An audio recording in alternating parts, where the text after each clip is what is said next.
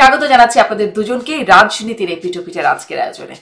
আমি সম্প্রতি কিছু প্রসঙ্গ নিয়ে কথা বলতে চাই।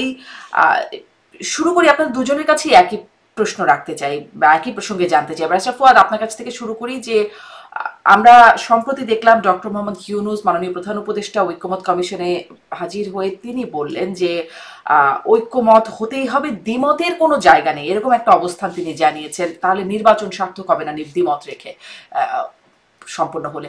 সেজন্যই আমি একটা প্রশ্ন করতে চাই যে তিনি অবস্থান বদলালেন কিনা বা বদলালেন কেন? কারণ তিনি তো আগে বলেছিলেন যে যতটুকু ঐক্যমত হবে ততটুকুই বাস্তবায়ন হবে, কিন্তু এখন এক ঐক্যমত হতেই হবে, এই অবস্থানে কেন গেলেন? ব্যারিস্টার আসাদুজ্জামান ফুয়াদ, কি মনে হয়?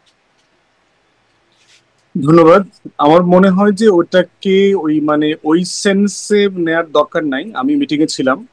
ওনার পুরো বক্তব্যের নির্যাস হচ্ছে যে রাজনৈতিক দলগুলো তাদের ভিতরকার যে দ্বিমতগুলো আছে সেটা যথাসম্ভব যদি নিজেরা সমাধান করে ফেলতে পারে, তাহলে আমাদের শত্রুরা যারা এই সিচুয়েশন গুলোর জন্য সুযোগ নিতে চাচ্ছে, দেশে অরাজকতা তৈরি করতে চাচ্ছে, তারা নিতে পারবে না।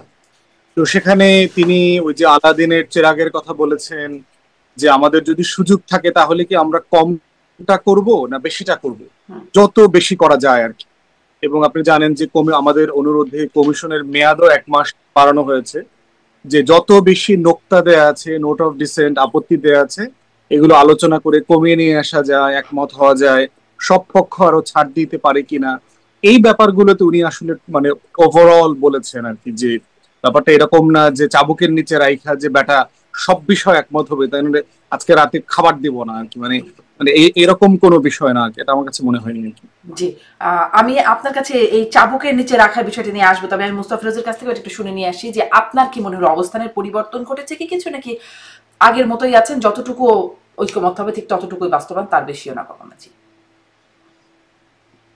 এখন পর্যন্ত সেটা তো বোঝা যাচ্ছে না, কারণ একটা রিজিড পজিশন দেখা যাচ্ছে বিএনপি এবং জামাতের মধ্যে, এবং একটা পাল্টাপাল্টি জিনিসটা একটু বাড়লো এই কারণে যে যখন নাকি জামাতের নেতৃত্বে 7টা রাজনৈতিক দল মাঠের আন্দোলন কর্মসূচি দিল। যেহেতু ঐক্যমত্য কমিশনের ভেতরে আলোচনার বিষয়টা এখনো শেষ হয়ে যায়নি, জিনিসটা হয় কি, যখন আলোচনার দুয়ারটা বন্ধ হয়ে যায় তখন আন্দোলন করে। এখানে তো আলোচনাটা চলছে, 30টা রাজনৈতিক দল যেখানে অংশ নিচ্ছে, সেখানে হঠাৎ করে আন্দোলন কর্মসূচিটা কেন? তাহলে কি এই আলোচনাটা হচ্ছে এটার উপরে চাপ তৈরি করা, নাকি কার উপরে চাপ তৈরি করা? সরকার তো এই সবাই মিলে যা বলবে সেটা ইমপ্লিমেন্ট করবে। সবাই মিলে বসলে এক অংশ থাকবে রাজপথে, আর এক অংশ থাকবে ভেতরে, এটা কেন? তাহলে বিএনপিও কি এরকম এক অংশ বাইরে থাকবে আর এক অংশ ভেতরে থাকবে? তাহলে একটা হযবরল অবস্থা না? এটা তো এক ধরনের, বিশেষ করে নির্বাচনের রোডম্যাপ ঘোষণার পর এই ধরনের কর্মসূচি কিন্তু খুব বিপজ্জনক। এগুলি হয় হাসিনা রেজিমে বা একটা পলিটিক্যাল গভর্নমেন্ট যখন ক্ষমতায় থাকে তখন তার নীতির বিরুদ্ধে এই ধরনের হয়। এখন কার বিরুদ্ধে কে লড়ছে? এই গভর্নমেন্ট কার? এই গভর্নমেন্ট তো এনসিপি, এই গভর্নমেন্ট তো এবি পার্টির, এই গভর্নমেন্ট তো বিএনপির, এই গভর্নমেন্ট তো জামাতের। তাহলে রাজপথে কেন কেন আলাদা একটা জোট? যদি এটা নির্বাচনী জোট হয় তাহলে সেটা আলাদা কথা, সেটা তো করতেই পারে। কিন্তু এই ইস্যুতে যে আমি পিয়ার মানে কি মানবো না, এটা তো হলো আভ্যন্তরীণ আলোচনার ভিত্তিতে ঠিক হবে শেষ পর্যন্ত, যে ঐক্যমত্য কমিশন সবার আলোচনা শুনে তারা কি সিদ্ধান্তটা নেবে এবং কিভাবে এটা ইমপ্লিমেন্ট করবে। কিন্তু তার আগে আমি আন্দোলন কর্মসূচি দিয়ে আমি বের হয়ে আসলাম, তাহলে জিনিসটা কি দাঁড়াচ্ছে? তাহলে জিনিসটা তো একটু জটিল আকার ধারণ করো। তার ঐক্যমতের জায়গাটা ঠিক যে আমরা আলাপ আলোচনা করি সমাধান করব, বিষয়টা তা না। আমাকে আমার দাবিটা পূরণ করতেই হবে, এর কোনো পথ নেই। দেয়ালে বলে না, দেয়ালে পিঠ থেকে গেলে তখন মানুষ এই ধরনের কর্মসূচি করে। তো অনেকটা সেরকমই অবস্থাটা তৈরি হওয়াতে আমার কাছে মনে হচ্ছে বিষয়টা এখন বেশ জটিল। কারণ ডক্টর মোহাম্মদ ইউনূস আজকে কিন্তু একটা কথা বলছেন, তাও কি বিদেশি ডেলিগেটদের সামনে বলছেন যে এখনো কোন কোন মহল নির্বাচন ঠেকানোর চেষ্টা করছে, কিন্তু আমরা ঠেকবো না, আমরা ঘোষিত সময়ের মধ্যেই নির্বাচনটা করব। এই কথাটা কেন বললেন? তিনি তো বলতে পারতেন যে রাজনৈতিক দলগুলো চমৎকার ভাবে আলোচনা করছে এবং তারা সমঝোতায় উপনীত হবে এবং উৎসব মুখর পরিবেশে একটা নির্বাচন হবে। এই কথাটা তো বলতে পারলেন না, তিনি তো এই কথাটা বললেন। তার মানে হচ্ছে এখানে আহ মানে মতানৈক্যের জায়গাটা এই মানে মতানৈক্য কি বেশ এই জটিলতা আছে। আলোচনারত রাজনৈতিক দলগুলোর মধ্যে নাকি বহিঃশক্তি? মানে সবসময় শুনি আওয়ামী লীগ করছে, ভারত করছে নির্বাচন, মানে নির্বাচনকে বানচাল বা নির্বাচনে ষড়যন্ত্র করছে, এই বিষয়গুলো শোনা যায়। আসলে এই মতানৈক্যটা এখন এই কথাটা বলে তো দুটো অর্থই হয়, এটা অর্থটা হয় ভেতর থেকেও বাইরে থেকেও।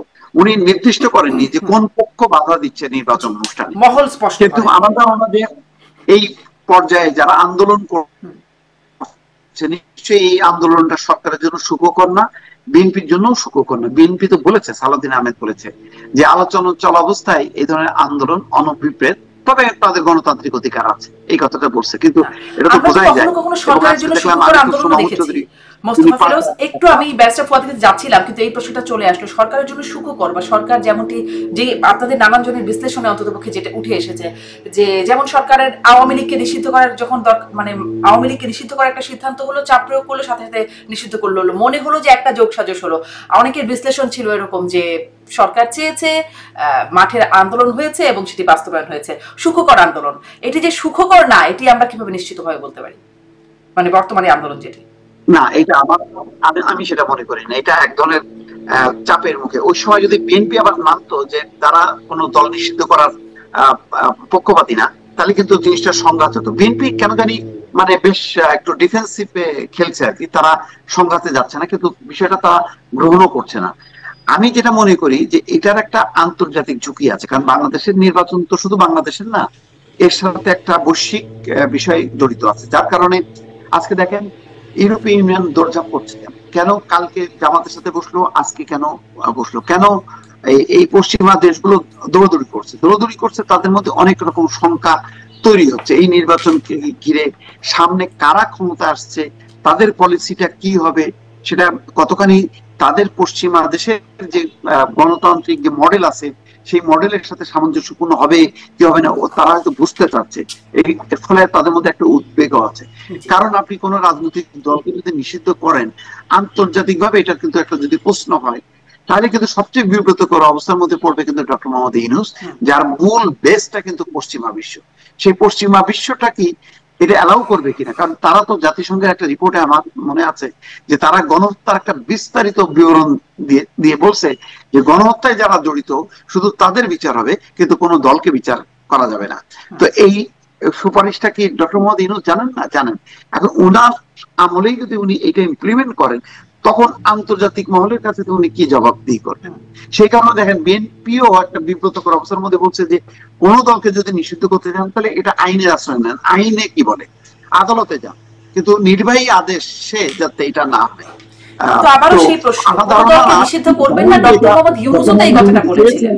সেটা সুখকর, এটা আমার মনে হয় বলা ঠিক হবে না। জি, এই জন্যই প্রশ্নটা করলাম যে ডক্টর মোহাম্মদ ইউনূস আগেও বলেছিলেন কোনো দলকে নিষিদ্ধ করা হবে না, কিন্তু ওই চাপ, যেটি আসলে চাপ কিনা সুখকর চাপ, সেটি প্রশ্ন করছিলাম, সেই চাপের মুখে নিষিদ্ধ করে দিলেন। এখন আবার আরেকটা চাপ, আমি আবার একটু আসবো, কিন্তু ব্যারিস্টার ফুয়াদের কাছেও আমি, ব্যারিস্টার ফুয়াদ যেটি বলছিলেন যে এমন না ডক্টর মোহাম্মদ ইউনূসের বার্তাটা যে চাবুকের নিচে রেখে বলা হচ্ছে এখনই ঐক্যমত্যে আয় বা এখনই মানতে হবে, তাছাড়া আলোচনায় না মানলে চাবুকের নিচে চলে আসতে হবে, বিষয়টা এরকম না। কিন্তু চাবুকের নিয়ে আসার চেষ্টা কি আসলে রাজনৈতিক পক্ষগুলোর মধ্যে হচ্ছে কিনা?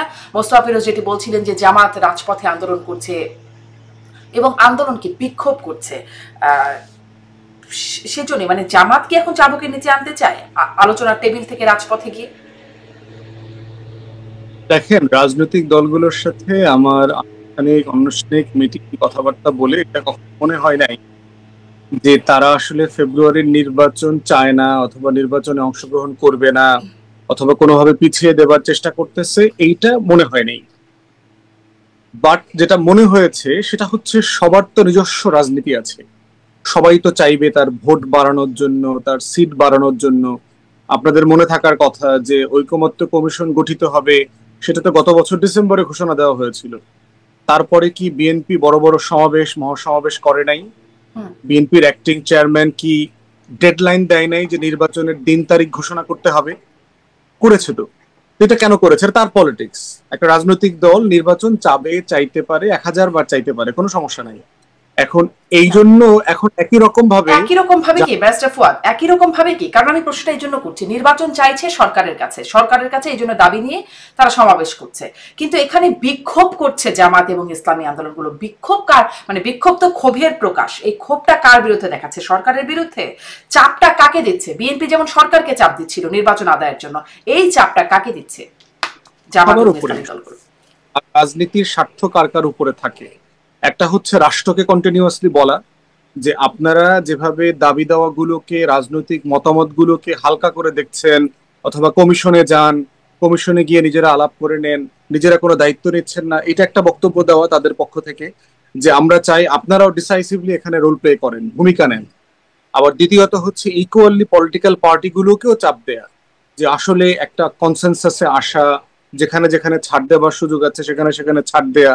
এবং সেই জায়গাতে আমার মনে হয় যে এটা দেবার মধ্যে কোনো মানে রাজনীতির ফ্রেমের যতক্ষণের মধ্যে থাকবে, যতক্ষণ পর্যন্ত যেখানে যেখানে চাপ দেওয়ার মানে ছাড় দেওয়ার সুযোগ আছে সেখানে সেখানে ছাড় দাও, বিষয়টা তো তা না। সুনির্দিষ্ট 5টা দাবি, তার মধ্যে উল্লেখযোগ্য হচ্ছে পিআর, জাতীয় পার্টি নিষিদ্ধ করা, এইরকম কয়েকটা, মানে যেখানে যেখানে ছাড় দেওয়ার সুযোগ আছে সেখানে সেখানে তো না, তাই না?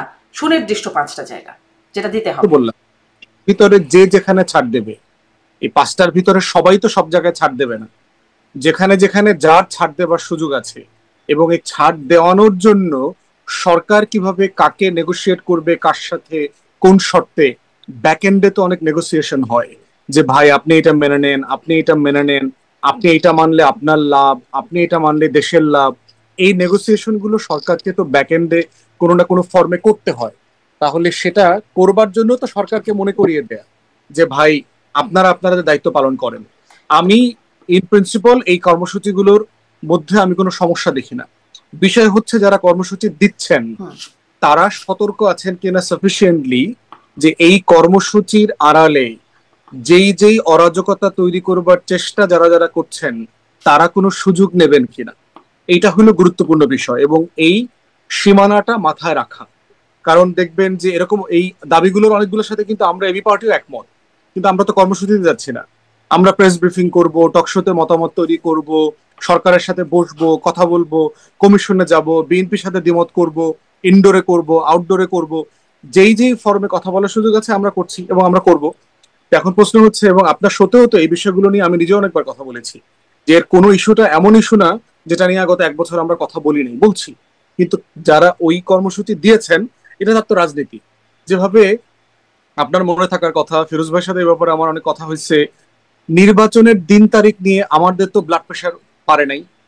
আমরা তো শুরু থেকে বলছি ভাই অন্তর্বর্তীকালীন সরকার ডিসেম্বর 25 থেকে জুনের 26-এ নির্বাচনের দিন তারিখ একটা দিবে, যেদিন দিবে সেই দিনই আমি সই, আমার সাথে কোনো সমস্যা নাই। কিন্তু অনেক দলের ব্লাড প্রেশার হাই হয়ে গেছে না, 250-300-তে শুট আপ করছে। এখন এক একটা বিষয়তে এক একজনের ব্লাড প্রেশার হাই হয়ে যায়। আমাদের দুই বিষয়ে আমরা খুবই কুল আছি। আমার ব্লাড প্রেশার, আমাদের দলের প্রেশার 80-120-এ আছে। নির্বাচনের দিন তারিখ ঘোষণার আগেও তাই ছিল, এখনো তাই আছে। গতকালকে পরশু 3টে ইসলামী দল তাদের কর্মসূচি দেবার পরেও আমাদের ব্লাড প্রেশার একই জায়গাতে আছে, মোটেও বারে কমে নাই। কারণ হচ্ছে আমরা আমাদের রাজনীতি এবং বাস্তবতা সম্পর্কে অবগত, যে আমি আসলে কতটুকু পর্যন্ত করব, কতটুকুর বেশি আওয়াজ তুললে আন্দোলন যারা দিচ্ছে সেই দলগুলোর ব্লাড প্রেশার কেন বেড়ে গেল এই বিষয়গুলো নিয়ে, মানে তাকে জিজ্ঞেস করতে হবে আপা, কারণ সবার প্রেশার তো যার যার বেডরুমে, মেশিনও তার। ওই যে বলছিলেন ইনডোর আউটডোর নানা আলোচনা হয়, সেই আলোচনা থেকে আপনারা বুঝতে পারেন না যে কেন তাদের প্রেশার বাড়ছে এই বিষয়ে? কৌশলগত, আমি ধারণা করছি কৌশলগত ব্যাপার। সবাই বোধ করছেন যার যেখানে যতটুকু নেগোশিয়েট করবার সুযোগ আছে, হয়তো কাউকে একটু ফোন করে বলতে হবে, কাউকে একটু মিছিল করে বলতে হবে, তো যে যেটা কৌশলগত ভাবে মনে করছে সে সেটা করছে। আমরা মনে করছি আমরা আমাদের জায়গা থেকে ভিন্ন কৌশলে একই অথবা ভিন্ন মতের দাবি গৌল নিয়ে আমরা কাজ করবো আর কি। আপনারা কোন কোন দাবির সাথে, আপনারা বলছিলেন যে আমরা অনেকগুলোতে একমত, আপনারা কোন কোন দাবির সাথে একমত আন্দোলনকারী দলগুলোর মধ্যে? ধরেন তো আমাদের একটা মিক্স সিস্টেমের প্রস্তাবনা আছে, যে যদি উচ্চ কক্ষে ভোটের পিয়ার না হয়, আমরা কক্ষই চাই, এটা আমাদের দলীয় পজিশন, তাহলে নিম্ন কক্ষে মিক্স সিস্টেম হতে পারে কিনা 200 আসনে। কারণ জামায়াত ইসলামী আন্দোলন বাংলাদেশ তারা শতভাগ পিয়ার চাচ্ছে, আমরা শতভাগের ব্যাপারে একমত না। আমরা বোধ করছি যে একটা ট্রানজিশন সময় নিয়ে সিস্টেম চেঞ্জ করতে হয়। একটা সিস্টেম, একটা রাষ্ট্র, একটা জনগণ অনেক বছর ধরে যেটা অভ্যস্ত থাকে, সাডেনলি তাকে 360 ডিগ্রি পরিবর্তন করলে সে সেটাকে নিতে পারবে না, অ্যাবজর্ভ করতে পারবে না। এই জন্য একটা ট্রানজিশন নিতে হবে। ট্রানজিশনটা কি হতে পারে? আমরা 200 আসনে বিদ্যমান পদ্ধতিতে নির্বাচন হোক, তাহলে সুবিধা যেটা, আর 100 আসনে পিআর হতে পারে। তাহলে বিএনপিকে আশ্বস্ত করা যাচ্ছে যে আপনি যেহেতু এখন সবচেয়ে বড় রাজনৈতিক দল, আপনি 200 থেকে 150-60 এমনি পেয়ে যাবেন। তাহলে সরকার গঠিত হয়ে যাবে। সরকার গঠনে নেপালে, শ্রীলঙ্কাতে যে টেনশন গুলো দেখেছি সেটা হচ্ছে না। আবার 100 পিআর থাকলে যেটা হবে, 1% থ্রেশ হোল্ডে অনেক ছোট বড় রাজনৈতিক দল ডানে বামে সবাই কোনো না কোনো ফর্মে পার্লামেন্টে রিপ্রেজেন্টেশন পেয়ে যাবে। তাহলে এটা উইন উইন সিচুয়েশন সকল রাজনৈতিক দলের। আমাদের প্রস্তাব ছিল যে একটা মিক্স সিস্টেম আমরা যেতে পারি কিনা, যেখানে সরকার স্টেবল থাকবে, বিএনপি বড় দল আকারে আশ্বস্ত হবে, বাকি দলগুলো জানবে আপনাদের তাদের প্রস্তাব নিয়ে আলোচনা হয়েছে, মানে আলোচনার ফিডব্যাক কি মনে হলো? কমিশনে আমরা বারবার বলেছি এজেন্ডাভুক্ত করে আলোচনা করবার জন্য, তারা কখনো এটা করতে রাজি হন নাই। বোধ করি যে আজকে এই কর্মসূচিগুলো রাজপথে আসার একটা বড় কারণ হচ্ছে যে কমিশন সময় নিয়ে এজেন্ডাভুক্ত করে আলোচনা করেন নাই। যদি করতো তাহলে উচ্চকক্ষ নিম্ন কক্ষের মতো করে পিআর এর আলোচনাটা একটা রেজলিউশনে যাইতো, অথবা জাতি দেখতে পাইতো যে আমাকে রাস্তায় পর্যন্ত যাওয়ার প্রয়োজন হতো না। ঠিক একইভাবে ধরেন আওয়ামী লীগ, জাতীয় পার্টি, 14 দলের রাজনৈতিক ভবিষ্যৎ কি হবে, সেখানেও কিন্তু আমরা একইভাবে এজেন্ডাভুক্ত করে আলোচনা করতে পারতাম। আমি গণতদন্ত কমিশনের কথা বহু আগে বলেছি, আপনার সাথেও বলেছি, 1 বছর আগে থেকে বলেছি যে নির্বাহী আদেশে দল নিষিদ্ধ না করে জনগণের মতামত নেওয়া দরকার, আমেরিকান স্টাইলে শুনানি হওয়া দরকার, সবাই সেখানে মতামত দেখি আমরা ওপিনিয়নটা কিভাবে ক্রিয়েটেড হয়, তারপরে জুডিশিয়ারি ডিসাইড করবে যে তাদের ফেট কি হবে। তো এইরকম প্রত্যেকটা বিষয় দেখবেন যে যে কর্মসূচিগুলো এসছে এগুলো কিন্তু পিআর ভুক্ত করবার, এজেন্ডা ভুক্ত করবার দাবি এই রাজনৈতিক দলগুলোরও ছিল। জামায়াত ইসলামী দল বাংলাদেশ কিন্তু কমিশনে একাধিকবার বলেছে। যেমন ধরেন আমরা আমলাতন্ত্রের সংস্কার নিয়ে কোনো কথা বলতে পারি নাই, আমরা বারবার বলেছি। পুলিশ সংস্কার নিয়ে খুব সিরিয়াস কোনো তর্ক হয়নি, আলাপ আলোচনা হয়নি। এরকম অনেকগুলো গুরুত্বপূর্ণ বিষয় আছে যেটা আমরা কমিশনে এজেন্ডাভুক্ত করে আলোচনা করতে পারি নাই প্রস্তাব দেওয়ার পরেও। তো আজকে ইভেন্চুয়ালিটি কি হয়েছে, সিচুয়েশনটা রাজপথে চলে গেছে, বাট এটা এখনো টু লেট। যেহেতু কমিশন 1 মাস সময় নিয়েছে, আমার মনে হয় যে এই পুরো কর্মসূচিটাকে আবারও ফরেন সার্ভিস একাডেমিতে ফিরিয়ে নিয়ে আসবার সুযোগ আছে, এবং রাজনৈতিক দলগুলোর মধ্যে এখনো যথেষ্ট উদারতার জায়গা আছে। কিন্তু কালকে থেকেই আসলে আন্দোলন, মানে বৃহস্পতিবার এই আন্দোলনের শুরুটা হওয়ার কথা বলে জানি। আমি মোস্তফা ফিরোজের কাছ থেকে একটু শুনি এই বিষয়টাই, যে আপনার কি মনে হয় আলোচনার টেবিল থেকে রাজপথে গড়িয়ে গেছে, আগামীকাল থেকে যেটা শুরু হচ্ছে, এই রাজপথে যাওয়াতে কেমন চাপ তৈরি হবে? চাপটা আপনিও প্রশ্ন করছিলেন যে কাকে দেয়া, বিএনপিকে, সরকারকে, কার উপর কতটা চাপ পড়বে, সেই চাপের প্রভাব বা প্রতিক্রিয়া কেমন হবে বলে মনে করেন? কারণ আমরা আবার অন্যদিকে সালাউদ্দিন আহমেদকেও বলতে শুনেছি, বিএনপির স্থায়ী কমিটির সদস্য, খুব সক্রিয় ভূমিকায় যিনি এখন আছেন, তিনি বলছেন যে এরকম হলে তারাও রাজপথে জবাব দেবেন। রাজপথে যদি বিষয়টি চলে আসে তাহলে তারাও রাজপথে জবাব দেবেন। আসলে এখন চাপটা কেমন পড়বে বলে মনে হয় মোস্তফা ফিরোজ? এরকম চাপটা বড় অদ্ভুত চাপ। কোনো অন্তর্বর্তীকালীন সময় এরকম মানে 11 সরকারের সময় একটা পরিস্থিতি ছিল, সেটা তো আর সবার সমর্থিত সরকার না, কিন্তু সাধারণত কেয়ারটেকার গভর্নমেন্ট হয় সবার সমর্থনে, আর এই সরকারটা হয়েছে সবার সমর্থনে। একমাত্র সরকার আমি এতদিন ছিল শুধু আওয়ামী লীগের চাপে। যেমন রাজধানীর সমস্ত থানাগুলো ব্যস্ত হচ্ছে ঝটিকা মিছিল থামানোর জন্য, তারা মহাব্যস্ত, আইন শৃঙ্খলা পরিস্থিতি লাটে গেছে, কিন্তু ঝটিকা মিছিল যাতে কোনোভাবেই না হতে পারে, এবং 5 জন যদি ঝটিকা মিছিল করে তার মধ্যে 4 জনকেই ধরা হয়। এইটার ব্যাপারে খুব পারফরমেন্সটা আছে। কিন্তু ঘটনা হলো যে মানে সরকার চাপ এতদিন ছিল আওয়ামী লীগের চাপ, তো এটা মানে স্বাভাবিক চাপটা। কিন্তু এই চাপটা তো ঘরের চাপ, এই ঘরের চাপটা মানে কেন, কার জন্য, কিভাবে, এটা তো খুব পরে অদ্ভুত, মানে মেলানো যাচ্ছে না কোনোভাবেই। মানে এখানে দেখা যাচ্ছে দুইটা পক্ষ মানে বেশ একটু নার্ভাস। একটা হচ্ছে সরকার যারা ক্ষমতায় আছে, আর একটা হচ্ছে বিএনপি। মনে হচ্ছে তাহলে এই ইউনূস সাহেব এবং বিএনপি এরা মানে যৌথভাবে এখন সরকারে আছে, সুতরাং তারা তাদের মধ্যে প্রতিক্রিয়াটা দেখাচ্ছে। এই জন্য একজন বলছে যে কোনো কোনো পক্ষ নির্বাচন পেছানোর পায়তারা করছে, আবার বিএনপি তো প্রকাশ্যেই বলছে যে এই সব কিছু করা হচ্ছে নির্বাচনকে প্রলম্বিত করা, বিলম্বিত করা, অথবা নির্বাচনটা বানচাল করা। তাহলে এই তাহলে মনে হচ্ছে যে এই আন্দোলনটা যেমন বিএনপির সাথে, বিএনপির বিরুদ্ধে, তেমনি সরকারের বিরুদ্ধে। তো এটাই তো, এছাড়া তো আমি মানে আর কি ব্যাখ্যা দেবো? মানে এতদিন আগে বলা হতো যে এই সরকার পরিচালিত হচ্ছে জামাত দ্বারা, এখন দেখা যাচ্ছে যে না, প্রথমে এনসিপি, তারপর হয়ে গেল জামাত, এখন হয়ে গেছে বিএনপি। তো এইভাবে ঘুরতেছে সরকার, কারণ এই সরকারের তো নির্দিষ্ট কোনো রাজনৈতিক দল নেই। এই মানে কথা ছিল যে 30টা দলেরই সরকার হচ্ছে ইউনূস সরকার। তাহলে এখন এই 3টা দলে যখন ঘুরছে, তখন ঘুরতে ঘুরতে আরো অনেক বিভিন্ন দলে দলে যাবে। মানে এইরকম পরিস্থিতির মধ্যে আমার ধারণা যে বাংলাদেশের অতীতে এরকম হয়নি, যে এরকম একটা অন্তর্বর্তী সরকারের ক্ষমতায় থাকা অবস্থায় যাদের সমর্থন নিয়ে ক্ষমতায় আসলো যে সরকার, তার বিরুদ্ধে আবার মানে আন্দোলন, তার আমার আসলে বিরুদ্ধে এখানেই অভিযোগ। প্রশ্ন, তার বিরুদ্ধে কি আন্দোলন হচ্ছে? মানে এটা কি সরকারের বিরুদ্ধে আন্দোলন, সরকারের বিরুদ্ধে ক্ষোভ? সরকার কি দাবিটা যৌথ দিয়ে দিতে পারবে, মানে পূরণ করে দিতে পারবে? পিআর পদ্ধতি এটা সরকার চাইলেই দিয়ে দিতে পারবে কি? বিএনপি পাবে আসলে। হ্যাঁ। এখন বিষয়টা দাঁড়াচ্ছে যে না, বিএনপি হচ্ছে একটা মানে অনেকটা কি বলে শ্যাডো গভর্নমেন্ট। যে বিএনপি যদি বলে যে ইয়েস এদের দাবিগুলি যৌক্তিক, ইউনূস সাহেব আপনি এটা মেনে নেন, ইউনূস সাহেব বলবে যে আচ্ছা আলহামদুলিল্লাহ আমি মেনে নিলাম। কারণ ওনার তো যখন মানে তখন তো আর ইউনূস সাহেবের মেনে নেওয়ার দরকার হবে না, তখন তো সর্বসম্মতি হয়ে যাবে যদি বিএনপি মেনে নেয়, তাই না? হ্যাঁ সর্বসম্মতি হয়ে যাবে আর কি। হ্যাঁ, তাহলে তাহলে এটা তাহলে বলা যায় যে এটা আসলে বিএনপির বিরুদ্ধে আন্দোলন। এই জন্য বিএনপিও দেখলাম স্থায়ী কমিটির বৈঠকে তারাও আবার সিদ্ধান্ত নিয়েছে যে তারা আন্দোলন করুক, আমরা নির্বাচনমুখী আমাদের কার্যক্রমটা জোরদার করব। জি, তারা আন্দোলন করবে, নির্বাচনমুখী কার্যক্রম জোরদার করবে। কিন্তু আমরা আসলে জামাত ইসলামের সমাবেশ দেখেছি, সোহরাওয়ার্দী উদ্যানে বিশাল জনসমাবেশ, ইসলামী আন্দোলন সমাবেশ, বড় সমাবেশ করতে পারে। মানে এত লোকবল নিয়ে যদি এখন এই আন্দোলন বিক্ষোভ শুরু হয়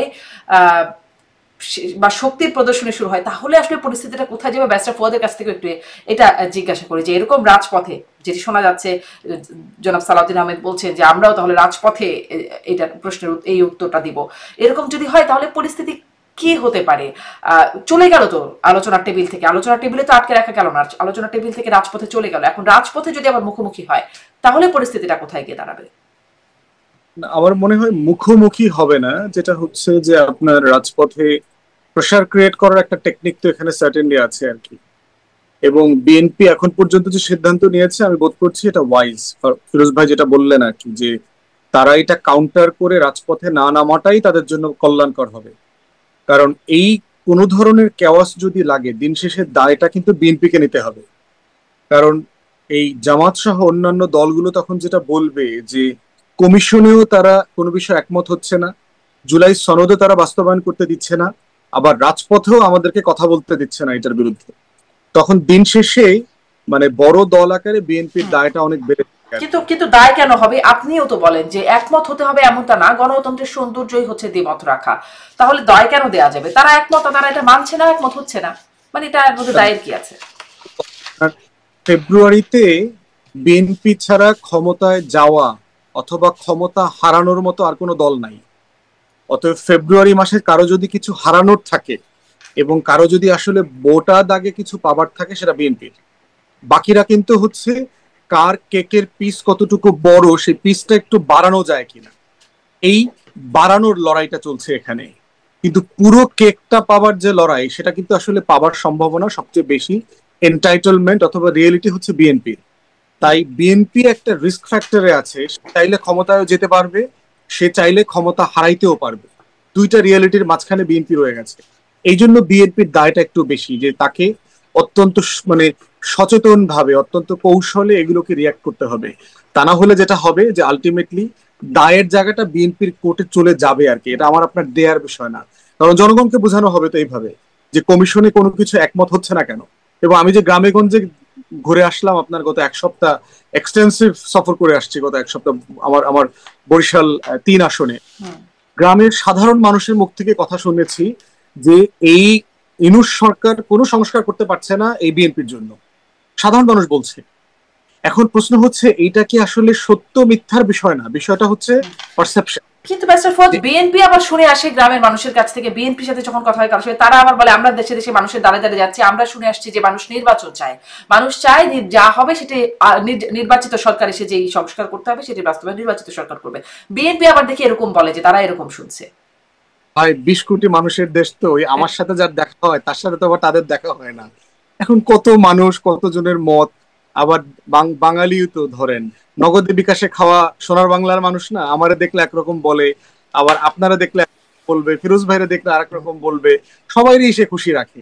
এখন বাট পারসেপশন বললাম আর কি, যে এইটা কিছু কিছু জনগণের মধ্যে পারসেপশনটা আছে আর কি। এই পারসেপশনটা সত্য মিথ্যার বিষয় না।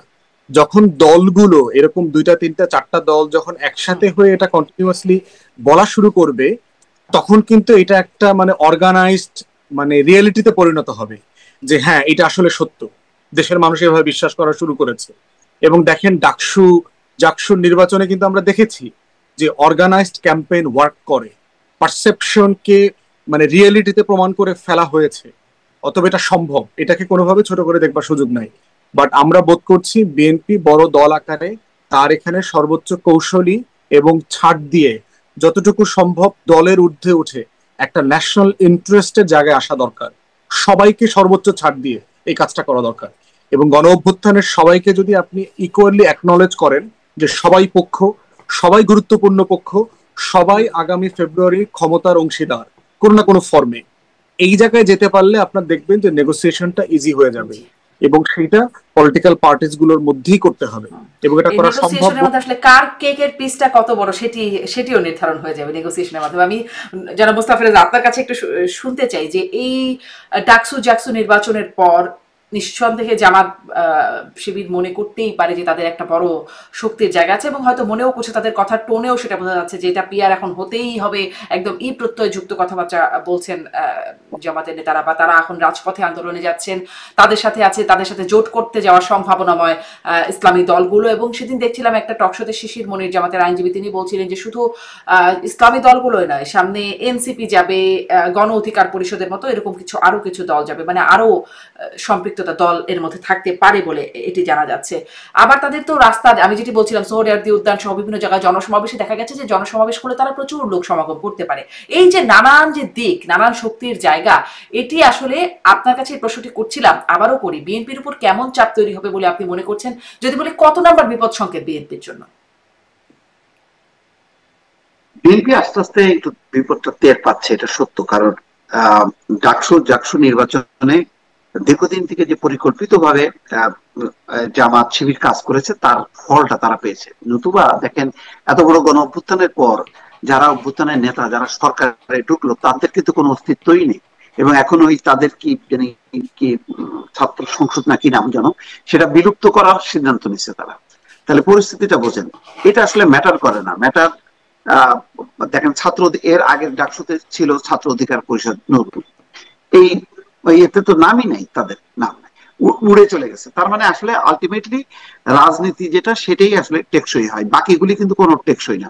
যেমন নুরও নাই এখন, কিন্তু ওই যে নাহিদ সার্জিসদের দলেরও খবর নেই, এগুলি উড়ে গেছে, রাজনীতিটা টিকে আছে। তবে এটা সত্য যে জাকসু এটাই যে একেবারে এটার দ্বারা মানুষ প্রভাবিত হয়, এটা মনে করার কারণ নেই। কারণ এখন কিন্তু তাই যদি প্রভাবিত হতো, তাহলে চট্টগ্রামে কিন্তু ছাত্রদেরকে এইভাবে পিটানিটা দিত না আশেপাশে গ্রামবাসীরা, তাদের কিন্তু মানে আগলায় রাখতো। তার মানে ছাত্রদের ওই ভাবমূর্তিটা মানুষের কাছে নাই। মানুষ বরং ছাত্রদের গত 1 বছরের কর্মকাণ্ড দেখে বরং খুবই বিরূপ এবং নেতিবাচক একটা মনোভাব তাদের মধ্যে জন্ম নিয়েছে। সুতরাং এটার একটা প্রভাব আছে, কিন্তু প্রভাব হলো জামাত অত্যন্ত পরিকল্পিত ভাবে, খুবই সুচিন্তিত ভাবে, সংগঠিত ভাবে রাজনীতিটা করে, এইটাতেই তারা চিন্তিত। এবং গত 1 বছরও কিন্তু তারা আগে থেকে প্রার্থী ঘোষণা করে দিয়ে কে হবে প্রার্থী কোন এলাকার, এটা ওই এলাকার মানুষ জানে। কিন্তু বিএনপির প্রার্থী কে প্রত্যেকটা এলাকায় জানে যে বিএনপির প্রার্থী 3 জন 4 জন 5 জন। ফলে মানুষ বিভ্রান্ত। ফলে যেখানে মানুষ সুনিশ্চিত, মানুষ সেটাকেই মাইন্ডসেট করতে থাকে, আর যেখানে অনিশ্চিত সেখানে তো মাইন্ডসেটই করতে পারে না। তো ফলে ওই নির্বাচনী দৌড়ে কিন্তু পিছিয়ে আছে। আর এই যে এই আন্দোলনটা আসলে একটা মানে একটা ছেলে মানুষই আন্দোলন আমি বলবো, এটা চাপ তৈরি করা। কিন্তু মূল লক্ষ্যটা কিন্তু হচ্ছে আসলে নির্বাচনী বৈতরণীটা পার হওয়া। কারণ বাংলাদেশের ইতিহাস হচ্ছে, যে দল আন্দোলন করে দাবি আদায় করতে পারে তারাই নির্বাচনে জয়যুক্ত হয়। তো জামাত কিন্তু এখন মানে ঠিক এই ইউনূস সরকার তার প্রতিপক্ষ না, বিএনপিও ওই অর্থে প্রতিপক্ষ না, তবুও এমন একটা আন্দোলন একটা মানে ভাব তুলছে যে আমরা আন্দোলন করলাম, আচ্ছা ঠিক আছে, নিম্ন কক্ষে পাইলাম না, উচ্চ কক্ষে পিয়ার পাইলাম, এটাই আমাদের আন্দোলন বিজয়, এবং আমরা ক্ষমতায় গেলে পুরোটাই আমরা দাবিটা আদায় করব। এই ভাব দিয়ে তারা নির্বাচনটাও মানে সামনে জয়যুক্ত হতে চায়। আমার ধারণা যে চূড়ান্ত লক্ষ্যটা কিন্তু এটা। কারণ এই আন্দোলনের আগে আপনি গণমাধ্যমগুলো সার্চ করেন, এই নির্বাচনী জোট হচ্ছে ইসলামী আন্দোলন, জামাতে ইসলাম, মজলিস, খেলাফত, এইগুলি নিয়ে কিন্তু মানে অলরেডি আলোচনা হচ্ছিল। তার মধ্যে এই আন্দোলনটা যুক্ত হতে এটাকে আরো বেগবান করতে পারলো। এখানে যদি কিছু মানে ইসলামী নাম বাদ দিয়ে যদি কিছু গণতান্ত্রিক দলগুলোকে নিয়ে আসতে পারে, তাহলে ওই জাকসুর মতন হবে যে শিবির মূলত কিন্তু শিবিরটা ফ্রন্টে থাকলো না, অন্য একটা নাম দিয়ে তারা নির্বাচনটা করতে পারলো। আমার ধারণা যে আগামীতে মূলত ফুয়াদ ভাই যেটা বলছে ওইটাই ঠিক, যে যত যাই বলুক না কেন তারা তাদের মাথার মধ্যে আছে যে ফেব্রুয়ারিতে আমরা ফাইট করবো। কিন্তু ফাইট করার আগে আমরা এমন একটা ভাব দেখাবো যে না, আমাদের তো দাবি পূরণ হচ্ছে না, আমাদের দাবি তো পূরণ হচ্ছে না, আমাদের দাবি মেনে নেওয়া হোক। সুতরাং আমরা আন্দোলন করবো, আন্দোলন করতে করতে আমরা নির্বাচনে অংশ নেবো এবং এর ফলটা আমরা দেবো। এরকম একটা হয়তো কৌশল তারা নিতে পারে। কারণ জামাত শিবির যে কৌশলী দল সেটা কিন্তু তারা প্রমাণ করছে। কারণ তাদের যে অংশটা আন্দোলন করলো, গণঅভ্যুত্থান করলো, তাদের মানে কোন মানে সদস্যরা জাকসুতে টিকতেই পারলো না, উড়ে চলে গেল।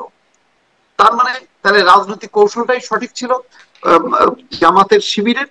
তারা এখানে যেহেতু সাকসেসফুল হয়েছে, তারা এখানেও জাতীয় পর্যায়েও সেই ধরনের কৌশল নিয়ে তারা এগোচ্ছে, এটা আমার ধারণা। জি, মানে এই যে চাপ প্রয়োগ করা বিএনপির জন্য আপনি বলছেন এটা একটা বিপদ সংকেতই বটে। যদি এই যে চাপ দেয়া হচ্ছে, এখানে কি আসলে আমরা শুনছিলাম তারেক রহমান ফিরবেন, তারেক রহমান বলছেন খুব শীঘ্রই দেখা হবে। বিএনপি স্থায়ী কমিটির সদস্য M A Zahid, doctor Zahid, তিনি বলছেন যে কয়েক সপ্তাহের মধ্যেই ফিরবেন তারেক রহমান। তারেক রহমান ফিরলে কি পরিস্থিতির পরিবর্তন কিছু হবে, বা এই চাপে কম বেশির কোনো তারতম্য হবে? কি মনে হয় মুস্তাফা ফিরোজ? আমার মনে হয় উনি যত তাড়াতাড়ি ফিরবেন তত বেশি বিএনপির জন্য প্লাস পয়েন্ট হবে। তাদের মূল সমস্যাটা তাদের জনপ্রিয়তা তো মানে কোনো কমতি নেই, কিন্তু তারা ওই যে মানুষ বিভ্রান্ত যে আসলে সামনের নেতাকে, তাদের সেই নেতা কোথায়, সেই নেতাকে খুঁজে পাচ্ছে না এখনো পর্যন্ত। 1 বছরের বেশি হয়ে গেল, তারা সামনাসামনি দেখতে পারছে না। তো সামনাসামনি যখন দেখবে তখন পুরো এখন যে বিএনপির যে আদলটা আছে সেই আদলটা একেবারে আমার ধারণা যে পরিবর্তন হবে। এবং তখন ডাইরেক্ট কিছু নির্দেশনার ফলে যেই দুর্নামটা যতটুকু হয়েছে এবং তার চেয়ে বেশি হয়তো প্রচার হয়েছে, সেইটা থেকে মানুষের ডাইভার্ট হবে। এবং খালেদা জিয়া এবং তারেক রহমান যৌথভাবে যদি দেশব্যাপী তারা ট্যুর করতে পারে, তাহলে একটা নির্বাচনী জোয়ার তাদের পক্ষে চলে আসবে। কিন্তু মানে সময় যত যাচ্ছে তত বেশি কিন্তু পিছায় পড়তেছে বিএনপি, আমার ধারণা। জি, এর মধ্যে মানে দ্রুত কেন আসছেন না এই প্রশ্নটা বহুবার করা হয়েছে, আর তারপরে আপনার কাছে রইল আমি আসবো, কিন্তু আমি ব্যাসটা ফুয়াদের কাছ থেকে এই প্রসঙ্গটা একটু জানতে চাই যে তারেক রহমান শিগগিরই ফিরছেন, কয়েক সপ্তাহের মধ্যে ফিরছেন, ফিরলে পরিস্থিতিতে কেমন প্রভাব পড়বে বা কেমন পরিবর্তন আসবে? দেখেন, তারেক রহমানের দেশে ফেরাটা তো একটা যৌক্তিক প্রত্যাশা। বিএনপি যারা করেন, তাদের নেতা বহু বছর থেকে বাহিরে আছেন। আবার বেগম খালেদা জিয়াও যে অসুস্থ, দলের দিতে পারছেন না। কিন্তু এটাও তো সত্য যে তারেক রহমানের উপরে জীবনের হুমকি আছে আসলে। এবং সুব্রত বাইনের গ্রেফতার হওয়ার পরে রিমান্ডের যে তথ্যগুলো দিয়েছে, সেটা তো আসলে মানে শিহরিত হওয়ার মতো, যে লন্ডনে থাকা অবস্থায়ও তাকে মানে এখনো অ্যাসাসিন করবার জন্য অ্যাটেম্প নেওয়া হচ্ছে। বারবার এরকম ঘটনা আশঙ্কা আসছে। তো সেই বাস্তবতায় আপনার গণ অভ্যুত্থান পরবর্তী আমরা যে বাস্তবতাতে আছি, সেখানে এই সংখ্যা তো কোনোভাবে ছোট করে দেখবার সুযোগ নাই। এবং বিএনপি যে নেচারের দল, তারেক রহমান যে মানে লিডারশিপের যেখানে আছেন, এটা কিন্তু কোনো বিকল্পও নাই ওনাদের এই মুহূর্তে। মানে তিনি তার নিজের দেশে এখনো হুমকিতে, আওয়ামী লীগ যখন ছিল তখনও হুমকিতে ছিলেন, গণ অভ্যুত্থানের পরেও হুমকিতে আছেন। হ্যাঁ, থাকতেই পারে, কারণ হুমকিতে শুধু ওনারা না, আমরা অনেকেই হুমকির মধ্যে আছি। আমাদেরকে কন্টিনিউয়াসলি মানুষ বলে না যে ভাই সাবধানে থাকবেন, এই সেই। সব রাজনৈতিক দলই কম বেশি আছে। দিল্লির আধিপত্যবাদের বিরুদ্ধে যারা কথা বলছে তাদেরকে দেখিয়ে নেওয়া হবে। আপনি অনলাইনে দেখবেন আমাদেরকে মৃত্যুর হুমকি, ঠিকানা জানি, কই আছে না আছে, শুট করব, এই সেই হ্যান ত্যান, এগুলো কন্টিনিউয়াসলি বলছে আর কি। এখন প্রশ্ন হচ্ছে যে আপনার বিএনপি লিডারশিপের প্যাটার্নটা তো এমন যে এখানে তো আপনার মানে মানে মানে কি বলবো, যে অনেক লিডারের একটা পুল আছে, ব্যাপারটা এরকম না, মানে পুল অফ লিডার্স আছে এমন না। এখানে তারেক রহমান একটা এক্সক্লুসিভ জায়গাতে আছে। তো সেই জায়গাতে ওনার সেফটি সিকিউরিটির ব্যাপারটা তো কোনোভাবে হালকা করে দেখবার সুযোগ নাই। যে একটা হচ্ছে যে উনি হয়তো শতভাগ পারফর্ম করবেন দেশে ফিরে আসলে, কিন্তু ওনার জীবনহানির আশঙ্কা থাকলে তখন তো এটাও আবার দেশে আসার পরেও আবার লিমিট হয়ে যাবে। তো এই জন্য আমার মনে হয় যে এটা বিএনপি লিডারশিপকে ডিসাইড করতে হবে, তারেক রহমানকে অ্যাট দ্য এন্ড ডিসাইড করতে হবে যে উনি আসলে কি করবেন। ওনার কাছে এটা খুব পরিষ্কার, দেশের মানুষের অথবা দলের লোকদের প্রত্যাশা, আবার বনাম হচ্ছে যে ওনার জীবনের উপরে হুমকি, দুটো মিলায় ওনাকে সিদ্ধান্ত নিতে হবে যে উনি আসলে কি করবেন। এমনও কথা আছে যে নির্বাচন কেন্দ্রিক হয়তো বেগম খালেদা জিয়া নেতৃত্ব দেবেন, পরবর্তীতে যদি সরকার গঠন হয়ে যায় এরপরে হয়তো তারেক রহমান ফিরে আসবেন এবং যে কোনো একটা আসনকে ভ্যাকেট করে উনি তখন সংসদে আসবেন। তো অনেকগুলো অপশনের আলোচনা আছে। তো বাট দিন শেষে এটা তো বিএনপির এবং তারেক রহমানের এক্সক্লুসিভ ডিসিশন আর কি।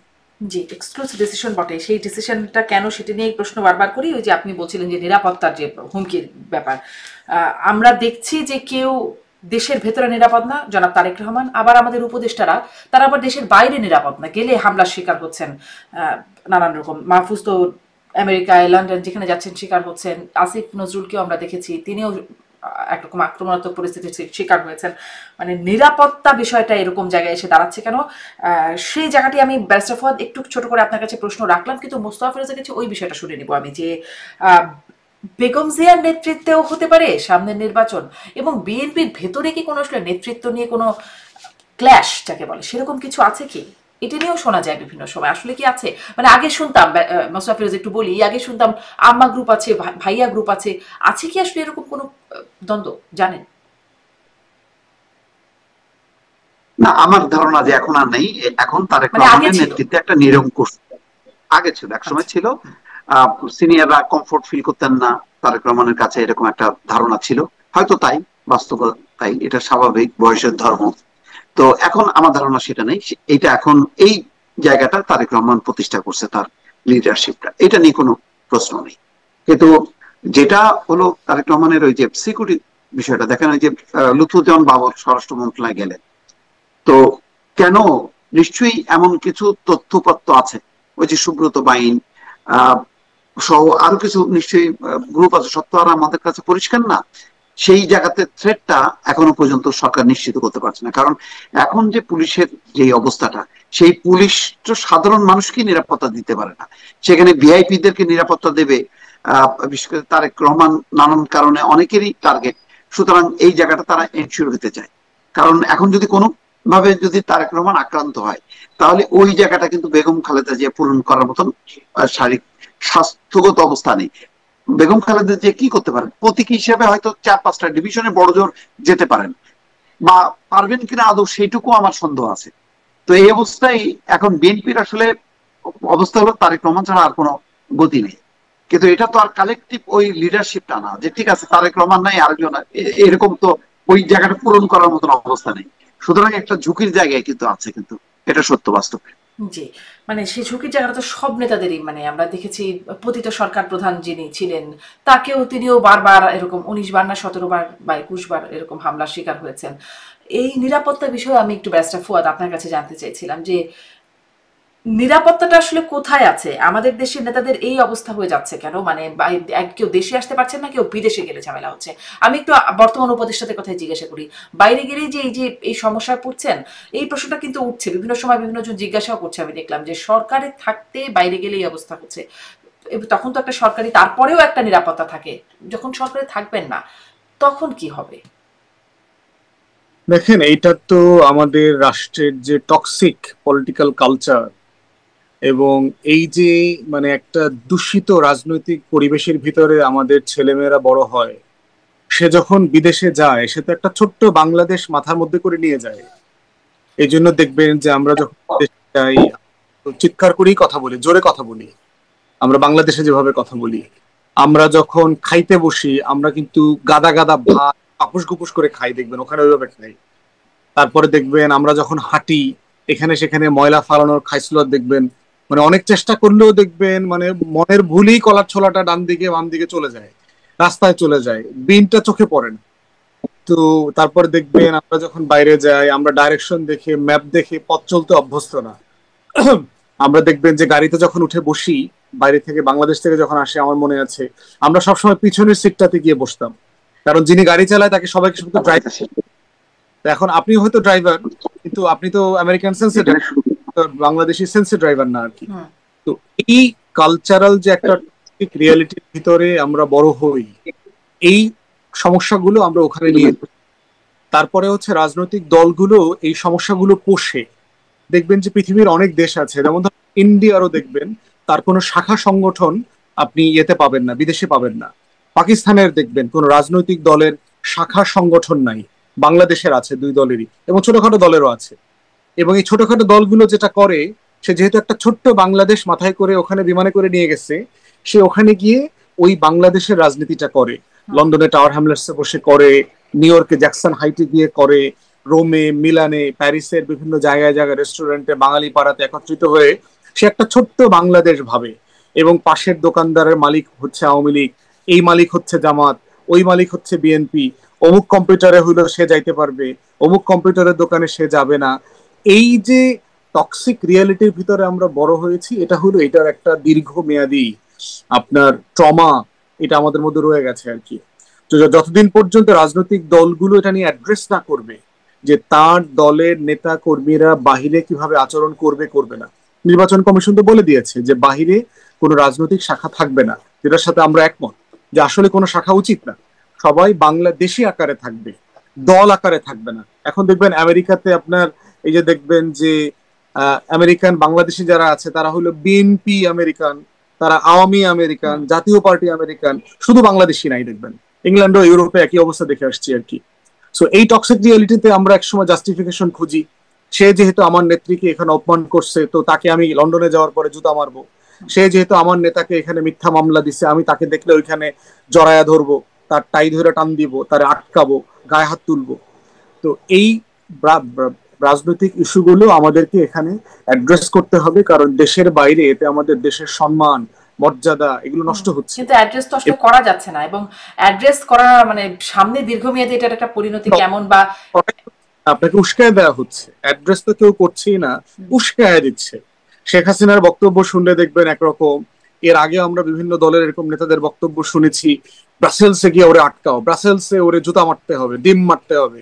এবং ডিম মারার পরে, হাসিনারে জুতা মারার পরে বিভিন্ন বাঙালি পাড়াতে এসে ব্যাপক গর্বের বিষয় যে মাইরে দিয়ে আসছি, মানে একদম গা বরাবর পড়ছিল, মানে জুতাটা এই মাত্রই লেগে যেত, এরকম একটা অবস্থা আর কি। এই যে উস্কানি দেয় আমাদের, মানে বন্ধ করা তো দূরের কথা, রাজনৈতিক দল এই খাইসলতটাকে বাঁচায় রাখতেছে। কারণ এই বাঁচায় রাখার মধ্যেই হলো তার বিজনেস, তার পুঁজি, তার ব্যবসা, তার বিদেশে প্রবাসীদের কাছ থেকে টাকা অর্জন করা, বুলেট প্রুফ গাড়ি নেওয়া, ধান্দা ফান্দা করা, এগুলো রয়ে গেছে। তো সে কেন চায় না হোক? জি, আমি একটু মোস্তাফিজ আপনার কাছ থেকে শুনতে চাই, দেশে নিরাপদ নন তারেক রহমান আর বিদেশি নিরাপদ নন আমাদের বর্তমান উপদেষ্টা যারা আছেন, বিশেষ করে মাহফুজকে আমরা সবসময় দেখছি বাইরে গেলেই এরকম একটা হামলার শিকার হচ্ছেন, বা আমি আরো আসিফ নজরুলের কথা বলছিলাম। এইরকম পরিস্থিতির পরিবর্তন কিভাবে হবে বা হবে কিনা? এটা কি মানে খুব মানে অস্বাভাবিক। আজকে পররাষ্ট্র উপদেষ্টা কি বলছেন যে এই যে 4 জন রাজনীতিককে নিয়ে যাচ্ছেন ডক্টর মোহাম্মদ ইউনূস 21 তারিখে জাতিসংঘে, বলছেন যে সেখানে এটা বিক্ষোভ হবে, এটা স্বাভাবিক, এটা ঠেকানো সম্ভব না। তবে তিনি বলছেন যে তিনি নিউ ইয়র্ক পুলিশকে বলবেন এবং তারা চেষ্টা করবেন। ক্ষোভ বিক্ষোভ, এই ধরনের প্রতিবাদ পশ্চিমা বিশ্বে এটা স্বাভাবিক ব্যাপার, ওদের দেশের রাজনীতিকরাও এগুলি ফেস করে। তো আমাদের দেশে এই রাজনীতিকরা এটা ফেস করবেন না কেন? দেখেন, তবে এটা ঠিক, যেহেতু তারা জুলাই অভ্যুত্থানের নেতৃত্ব দিয়েছেন, তাদের ব্যাপারে আওয়ামী লীগের একটা ক্ষোভ আছে। আওয়ামী লীগ সারা ইউরোপে, বিশ্বে বিশেষ করে খুবই শক্তিশালী তাদের সাংগঠনিক অবস্থা, এবং তারা যেহেতু ওই দেশের নাগরিকত্ব আছে, ফলে ওরা একটা সুরক্ষিত জায়গা থেকে তারা ক্ষোভ বিক্ষোভ করতে পারে। দেখেন লন্ডনে করছে, মার্চে কই পুলিশ তো কাউকে অ্যারেস্ট করেনি। এইটুক বিক্ষোভ, হ্যাঁ, যদি যদি কোনো মারণাস্ত্র নিয়ে তারা ঝাঁপায় পড়ে তখন পুলিশ সেটাকে করবে, এছাড়া তারা করবে, অথবা গায়ে যদি আঘাত করে তখন। লন্ডন হাই কমিশন বলছে যে ডিম ছোড়া হয়েছে সেটা খালি গাড়িতে পড়ছে, এখানে মাহফুজ আলম ওই গাড়িতে ছিল না, এবং আওয়ামী লীগের সংখ্যা ছিল 18। এটার একটা বিকল্প হইতে পারতো। এনসিপি তো সারা দেশে বিদেশে তাদের সমর্থকরা আছে, তো তাদেরকে প্রোটেকশনের জন্য ওই এনসিপি নেতা কর্মীদেরও পাল্টা সমাবেশ করতো। আমরা বিএনপি আওয়ামী লীগের ক্ষেত্রে কি দেখি, আওয়ামী লীগের যখন হয় তখন বিএনপিরা আসে, আবার বিএনপি যখন হয় আওয়ামী লীগের আসে, পাল্টা পাল্টি একটা হয়, পুলিশ মাঝখানে দাঁড়ায়। তো ওই অবস্থাটা না হয়তো এনসিপি অর্জন করতে পারেনি বলে এরকম অবস্থার মধ্যে পড়ছে। কিন্তু বিক্ষোভের যে মাত্রাটা বা এইটা কিন্তু খুব যে একেবারে মানে ভয়ঙ্কর ব্যাপার হয়ে গেছে এটা কিন্তু মনে হচ্ছে না। তারপর হাইকমিশন তো বলছেই যে এই ডিমটা পড়ছে হচ্ছে খালি গাড়িতে, হ্যাঁ, এটা ওইখানে মানে দেশের বাইরে তো এর চেয়ে বেশি খুব ভয়ঙ্কর মাত্রায় করাও সম্ভব না, ওখানে নিরাপত্তা বা আইনি ব্যবস্থা সুরক্ষা যেরকম থাকে। এক্স্যাক্টলি, যারা বিক্ষোভ করতেছে তারাও জানে যে কতটুকু পর্যন্ত তারা যাইতে পারবে আর কতটুকু পর্যন্ত যেতে পারবে না। যদিও নিউ ইয়র্কের কনসুলেটে তারা ওই গ্লাস টাস ভাঙচুর করছে এবং এই জন্য ওখানকার কনসুলেট সিদ্ধান্ত নিচ্ছে যে তাদের ব্যাপারে মামলা করবে, এটা বাড়াবাড়ি করছে। আর আমাদের এমনি তো মানে আমাদের এই মাত্রা জ্ঞানটা তো আমাদের নাই, আমাদের দেশের নাগরিকদের যে কোনটা অপরাধ হবে আর কোনটা অপরাধ হবে না, আমি কতটুকু পর্যন্ত বিক্ষোভ করতে পারবো এই মাত্রাটা নেই। তবে এগুলি যেটা হয় কি সামগ্রিকভাবে এটা আগেও যেমন এখনো তেমন, বাইরে যখন এই ঘটনাগুলি ঘটে তখন কে স্বৈরাচার কে মানে গণতান্ত্রিক এটা তো বিবেচনা হয় না। তখন এটা তারা খারাপ ভাবে দেখে যে এটা কি ধরনের যে একটা দেশের আসলো সেই দেশেরই কমিউনিটি এই ধরনের বিক্ষোভ করতেছে, এটা তারা অবাক হয় কিন্তু এটা তারা আশ্চর্য হয় না, কারণ তাদের দেশেও এই ধরনের ঘটনায় তারা অভ্যস্ত। জি, কিন্তু আসলে প্রশ্নটা এখানে যে রাজনৈতিক দল, আপনি বলছিলেন যে মানে আওয়ামী লীগ গেলে বিএনপি সেখানে বিক্ষোভ করতে পারে, সাথে আওয়ামী লীগও পাল্টা থাকে, বা বিএনপির কেউ গেলে সেখানে বিএনপিরও পাল্টা থাকে বিক্ষোভকে প্রতিরোধ করার জন্য বা একটা পাল্টাপাল্টির জন্য। কিন্তু এই যারা আছেন গণঅভ্যুত্থানের নেতৃত্ব, তাদের জন্য কেউ থাকছেন না, বা এই উপদেষ্টারা যারা আছেন তাদের জন্য যে কেউ থাকছেন না, তাদের তাহলে সামনে এক্সিট প্ল্যান কি কিছু বিশেষ তারা ভাবছেন? এটাই নিয়ে তো তার উদ্বেগ। নাহিদ ইসলাম কি বলছে যে মানে তারা আতঙ্কিত, সে তার যে মানে পোস্টে এই ঘটনার উপরে যে ধরনের পোস্ট দিছে তাতে তো মনে হচ্ছে যে মানে মাহফুজ আলমের উপরে অস্ত্র নিয়ে কেউ ঝাঁপায় পড়ছে বা গুলি করার চেষ্টা করছে, কোন রকমে বেঁচে গেছে। এবং এখন এর পরবর্তী পর্যায়ে তাদের কি হবে যখন নাকি এই সরকার থাকবে না, এই জন্য সরকারের উপর তারা ক্ষোভ প্রকাশ করছে। এবং এটা এনসিপির যারা নেতা কর্মী আছে আসলে এটা তাদের জন্য খুবই বিপজ্জনক হবে, কারণ তাদের পাশে তো আসলে ওই অর্থে জামাত বা বিএনপি দাঁড়াচ্ছে না যে তাদের প্রোটেকশনের জন্য, তাদের নিজেদেরও সেই শক্তিটা নেই। এটা দিন যত যাবে এনসিপি যেহেতু একটা পতনমুখ একটা অবস্থা তৈরি হয়েছে তাদের, এটা মানে তারা আবার পুনরুজ্জীবন হবে এরকম কোনো এখনো আলামত দেখা যাচ্ছে না, বরং প্রতিদিনই দেখছি পদত্যাগের হিড়িক।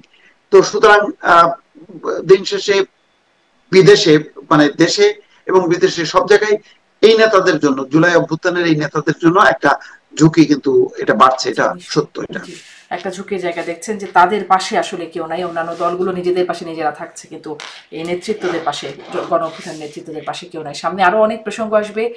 আসলে ব্যারিস্টার ফুয়াদ যেমনটি বলছেন চাবুকের মুখে পড়ে কিনা বা কত নম্বর বিপদ সংকেত আসে, সেই বিষয়গুলো নিশ্চয়ই দেখবো আমরা, এবং আমরা সামনে আরো কথা বলবো। এক মাসে ঐক্যমত কমিশনও বা কোন দিকে যায় সেই বিষয়গুলো নিয়েও কথা হবে। অনেক ধন্যবাদ, আজকের মতো শেষ করি। ধন্যবাদ ব্যারিস্টার ফুয়াদ, অনেক ধন্যবাদ মোস্তফা ফিরোজ, আপনাদের দুজনকেই ধন্যবাদ। দর্শক এতক্ষণ সাথে থাকবার জন্য আজকের মতো বিদায় নিচ্ছি।